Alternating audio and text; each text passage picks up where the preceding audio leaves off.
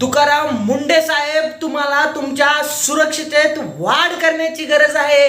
कारण तुम्ही ज्या पद्धतीने काम करताय त्या पद्धतीने तुमचे दुश्मनही वाढत चाललेत. कालच एक सर्वात मोठी घटना समोर आली आहे. संभाजीनगर येथे वाळूज MIDC मध्ये एक मोठा प्रकार बघायला मिळालाय. यामध्ये जवळपास 30 ते 40 पोते गुटखा भरलेला टेम्पो असल्याची माहिती मिळाली. त्यानंतर FDA टीम त्या जागेवर दाखल झाली असता FDA टीमला वाटलं की हे खूप मोठं यश आपल्याला मिळाले. परंतु काही क्षणात हे यश मिळालेलं धुळीत गेलं. त्या ठिकाणी रोडवरती दूर अंतरावर काही बुलेट्स, ब्लॅक स्कॉर्पिओ दिसल्या. त्यानंतर ते जिथे जी टीम गेली होती त्या टीमला जीव मारण्याचा प्रयत्न करण्यात आला. एकीकडे त्या टीम मध्ये एक महिलाही होती. त्या महिलेने कसाबसा तिचा जीव वाचवला.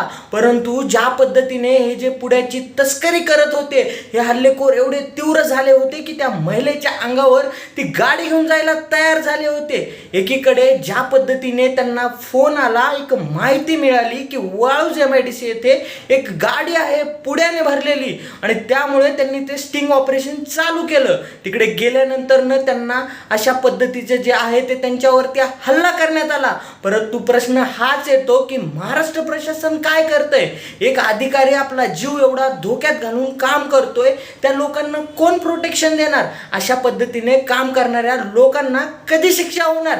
ज्या पद्धतीने तुकाराम मुंडे साहेब आपलं काम करत आहेत, कदाचित हा हमला इतका मोठा होता की एखाद्या अधिकाऱ्याला आपला जीव गमवावा लागला असता. अखेर याला दोषी कोण ठरलं असतं?